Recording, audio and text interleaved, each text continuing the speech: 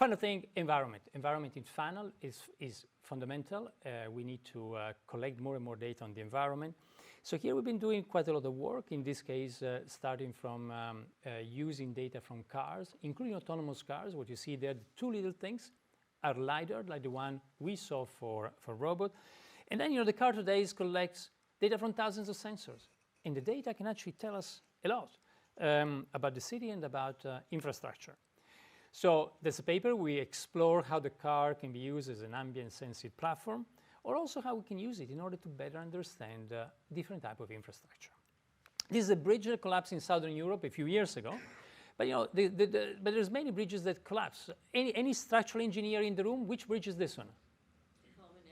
Tacoma Bridge, yes. The Tacoma Bridge, there was one of the first ones that was film collapsing, and actually helped to rethink how we design suspension bridges, because for the first time we could document what happened to it during wind and how it started resonating.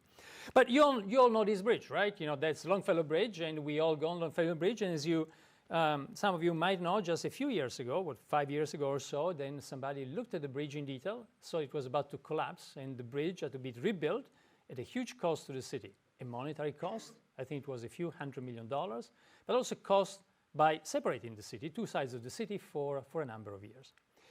And the reason for that is that today, if you want to monitor a bridge, you go two ways. Either you put sensors, as you see to the left, or you send people on the bridge for inspection.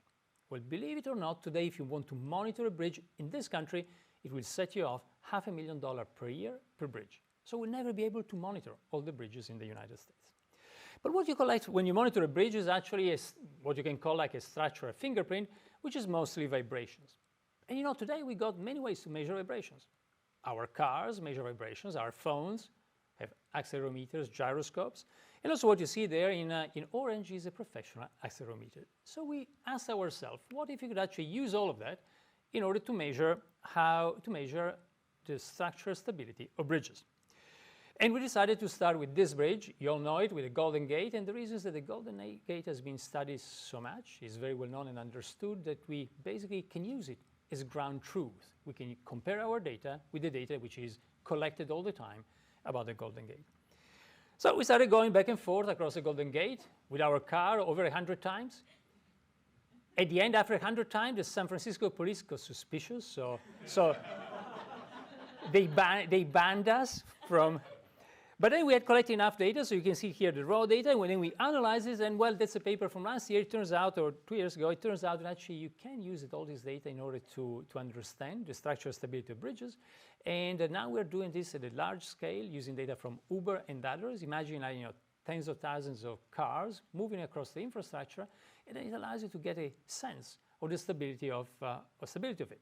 And maybe it's not as perfect yet as it could be if you put sensor on the bridge, but then it's like triage we did during COVID. You do a first scan, and then if you see something, you can go there and just focus your attention on the places where you see that some problem might occur. We've also been using a lot of other sensors. This has been in Cambridge, putting instrumented garbage trucks and moving around the city. I will skip a bit the video. Again, when you look at this, then you discover interesting thing you didn't expect. With 3 cars, with 3 garbage trucks, we could actually cover all Cambridge, go everywhere at least once a week. And then we say, how does it scale?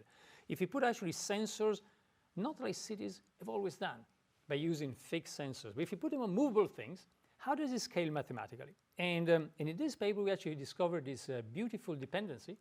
You see this kind of curve. It's very vertical at the beginning, then it's very flat. On the x-axis, you got the number of vehicles moving in the city. On the y-axis, you got how many streets you scan. It's so vertical. In New York, if you just put like a few dozen of sensors, then you can scan half of the streets at least once a day. This is in this case, it's actually once a day. The result was so beautiful that the curves are so perfect.